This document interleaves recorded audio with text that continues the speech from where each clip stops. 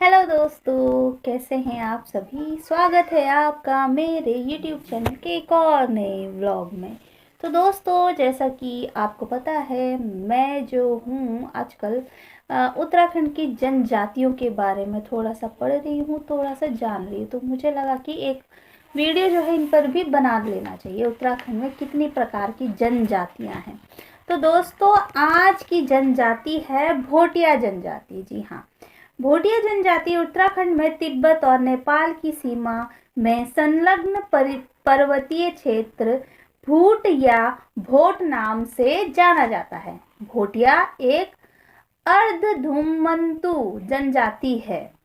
लद्दाख कश्मीर में इन्हें भोटा तथा किन्नौर हिमाचल प्रदेश में इन्हें भोटा नाम से जाना जाता है। राज्य में धारचूला के भोटिया को रिंड मुनस्यारी को शोका, चमोली में बादशाह तथा तोलछा नामों से जाना जाता है। उत्तरकाशी में भोटिया को जाड़ कहा जाता है। तो दोस्तों, अलग अलग जगहों पर भोटिया जनजाति को अलग अलग नामों से जाना जाता है। ऐसा नहीं है कि सभी जगह भोटिया ही बोला जाता है, हर जगह अलग अलग बोला जाता है, लेकिन कॉमनली एक जो प्रॉपर नाम जिसे कहेंगे हम, इन्हें भोटिया बोला जाता है। वर्षा काल में इनके आवास को मैथ तथा शीतला काल में गुंडा या मुंसा कहा जाता है। यह स्वयं को किरात वंशीय तथा खस राजपूत कहते हैं। तो दोस्तों, जैसे कल मैंने आपको बताया था, जो जनजाति मैंने आपको बताई थी थारू, वो भी अपने को किरात वंश की बताती है। और जो ये भोटिया जनजाति है, ये भी अपने को किरात वंशीय या फिर राजपूत खस अपने आप को बताती है। खस खस दोस्तों, हिस्ट्री में जो हिस्टोरियंस बताते हैं, खस और राजपूत को वो अलग अलग बताते हैं। खस अलग थे, राजपूत अलग थे, लेकिन अब कुछ पता नहीं है, सब एक दूसरे में इतने मिक्सअप हो गए हैं कि कुछ कह नहीं सकते। भोटिया जनजाति राज्य के उत्तरकाशी, चमोली, पिथौरागढ़, अल्मोड़ा आदि जिलों में पाई जाती है, जबकि राह जनजाति सबसे अधिक पिथौरागढ़ में मिलती है। आवास निवास भोटिया शीतकाल के अलावा वर्ष भर 2134 से 3648 मीटर की ऊंचाई वाले स्थानों, जगह जहां चारागाह की सुविधा हो, पर अपना आवास यानी कि मैत, इनके आवास को मैत कहा जाता है, बनाकर रहते हैं। शीतकाल यानी कि जब ठंड आरंभ हो जाती है, तो शीतकाल के आरंभ होते ही ये अपने परिवार एवं पशुओं के साथ गुंडा या पुंसा शीतकालीन आवास, जो इनका ठंडियों में रहने वाला जो आवास होता है, उसे पुंसा कहा जाता है, चले जाते हैं।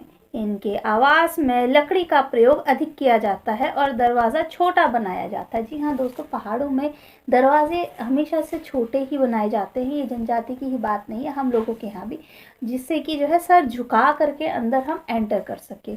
और लकड़ी के घर, ठंड बहुत पड़ती है पहाड़ों में, और ठंड 12 मास ठंड रहती है। जैसे गाना है ना, 12 महीने यहाँ मौसम जाड़ों का। तो जी हाँ, ठंडों में तो यहाँ बर्फ़ भी पड़ती है कई जगहों पर, और गर्मियों में लगभग टेम्परेचर पहाड़ों का ऐसा रहता है कि अगर बारिश हो गई तो आपको स्वेटर निकालना पड़ जाएगा, जून के महीने में भी, जून जुलाई में भी। और बारिश नहीं हुई तो 30 डिग्री तक टेम्परेचर रहता है। कूलर, पंखे, फ्रिज वगैरह की ज़रूरत पहाड़ों पे नहीं पड़ती है। तो लकड़ी जो होती है वो बहुत ही ठंडियों में भी उसका टेम्परेचर नॉर्मल ही रहेगा, गर्मियों में भी उसका, वो लकड़ी ना गर्म होगी गर्मियों में, ना ठंडियों में ठंडी होगी। तो इसलिए काफ़ी अच्छा स्रोत होता है लकड़ी से घर बनाने का, जहाँ पे ठंडा एरिया हो। आप जानते हैं इनका शारीरिक गठन जो है किस तरीके का होता है। तो दोस्तों, एक अलग अलग जनजातियों के शारीरिक गठन से भी हम उनको पहचान सकते हैं कि किस तरीके के लग रहे हैं। तो शारीरिक गठन एवं भाषा इनकी क्या है। इनका कद छोटा, सिर भारी, चेहरा गोल तथा आंखें छोटी होती हैं। छोटी आंखें ना, छोटी छोटी आंखें। कई लोगों को लगता है कि सिर्फ वही पहाड़ी हैं। हम लोग बोलते हैं कि हम पहाड़ी, तो कहते हैं कि आप पहाड़ी लगते नहीं हो।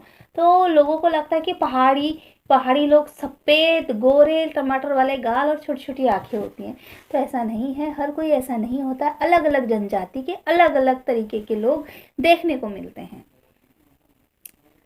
ये देखने में तिब्बतीय लगते हैं। ये लोग तिब्बतीय एवं मंगोलिया मिश्रित प्रजाति के हैं, यानी कि तिब्बत और मंगोलिया की मिश्रित प्रजाति इनको कह सकते हैं। भोटिया जनजाति हिमालय के तिब्बती बर्मी भाषा परिवार से संबंधित 6 बोलियां बोलते हैं। इनकी प्रमुख भाषा रोम्बा जाड़ है। जी हाँ दोस्तों, इनकी प्रमुख भाषा जो है रोम्बा जाड़ है। वेशभूषा इनकी किस तरीके की होती है? तो पुरुष जो है घुटनों तक लंबे चौंगे रंगा, सिर पर तिब्बती टोपी, चुकल तथा गैज या खगचसी ऊनी पजामा पहनते हैं। स्त्रियां ऊंची बाह वाला कोट, च्यू जिसे बोला जाता है, तथा पूरी बाह वाला कोट चुमाला जिसे कहते हैं। पूरी आधी बाह वाले को च्यू, पूरी बाह वाले को चुमाला कहते हैं, पहनते हैं। ये सिर को ढकने के लिए चुबती चादर, चुबती यानी कि चादर, यानी कि हाफ कोट च्यू, फुल कोट चुमाला और टोपी को कहते हैं चुबती, हाँ, तथा चुकला का प्रयोग करते हैं। धार्मिक एवं सांस्कृतिक जीवन इनका किस तरीके का है, यानी कि ये किस तरीके का धार्मिक जीवन जीते हैं? तो ग्वाला, भूमियाल, बैग, रैंग, चिम, नंदा देवी, दुर्गा, कैलाश पर्वत, द्रोणागिरी, हाथी पर्वत आदि भोटिया जनजाति के पूजनीय देवता हैं। भोटिया समाज में प्रत्येक 12वें वर्ष कंडाली उत्सव मनाया जाता है। तिमली, बाजियू, तुबेग आदि भोटिया समाज के लोकगीत तथा हुड़के भोटिया लोगों का प्रमुख वाद्य यंत्र है। तो दोस्तों जो हुड़का होता है वो हम लोगों के यहाँ भी बहुत प्रचलित है, वाद्य यंत्र हमारे यहाँ भी है। तो भोटिया लोगों के यहाँ भी जो वाद्य यंत्र है प्रमुख जो वो है हुड़का। लोहसर एवं सूरगैन जाड़ भोटिया के प्रमुख त्योहार होते हैं, यानी कि लोहसर और सूरगैन प्रमुख त्योहार है। इनका सामाजिक जीवन कैसा होता है? सामाजिक जीवन यानी कि ये कैसे आपस में रहते हैं। भोटिया जनजाति भारछा, तालछा, मारछा, जोहारी, शौका, दरमिया, चौदासी, त्यासी, जाड़, जेठरा आदि उपजातियों में बटे हुए हैं। ये इनकी उपजातियां हैं जो लगाते हैं। भोटिया जनजाति अपने सगे संबंधियों को सवार कहते हैं। इनके सगे संबंधी हम लोगों के यहाँ बिरादर बोलते हैं, इनके यहाँ जो है स्वार बोलते हैं। चावल या मडुआ का भात को इनके यहाँ बोलते हैं छाकू। जौ, मडुआ का सत्तू, सब्जी, मांस आदि इनके प्रमुख भोजन होते हैं। भोटिया जनजाति का प्रिय पेय यानी कि जो ये लोग अक्सर पीते हैं वो है दूध, मक्खन, चाय से बनाया जाता है इनका पेय।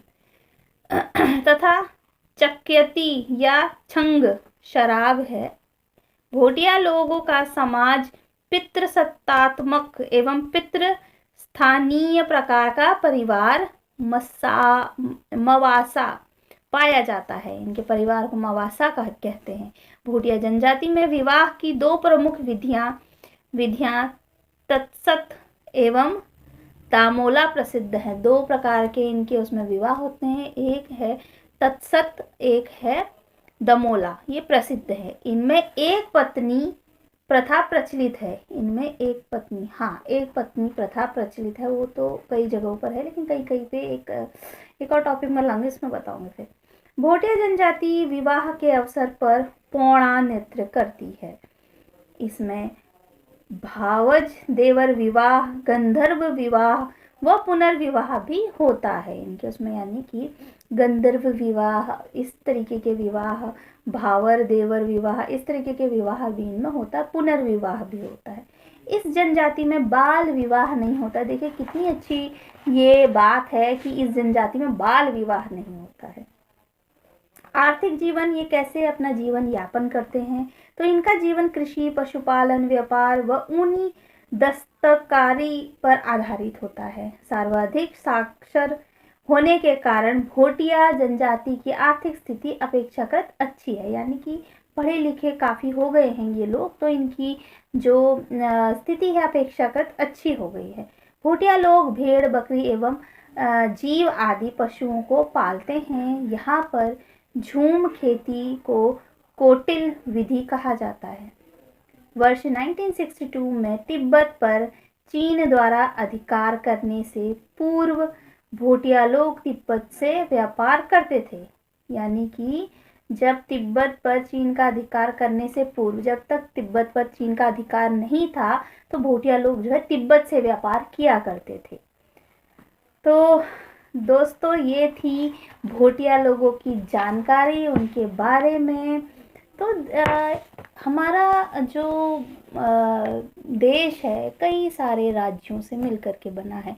हर राज्य की अपनी एक विशेषता है, हर राज्य का अपना एक अलग खान पान है।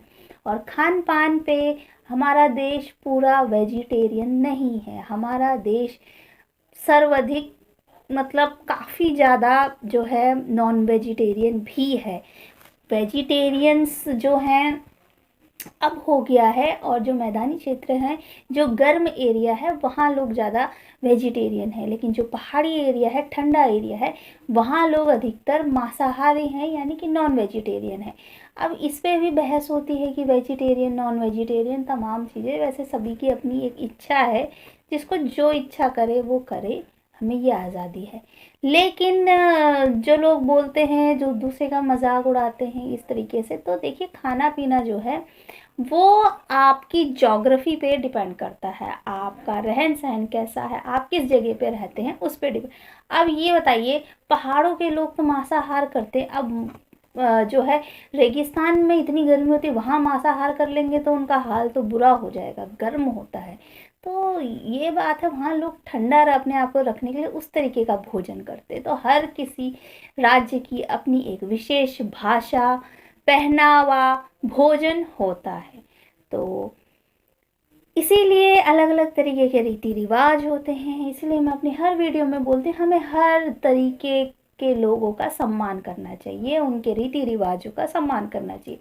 दुनिया घूमिए तो दुनिया इतनी छोटी सी नहीं है, दुनिया बहुत बड़ी है।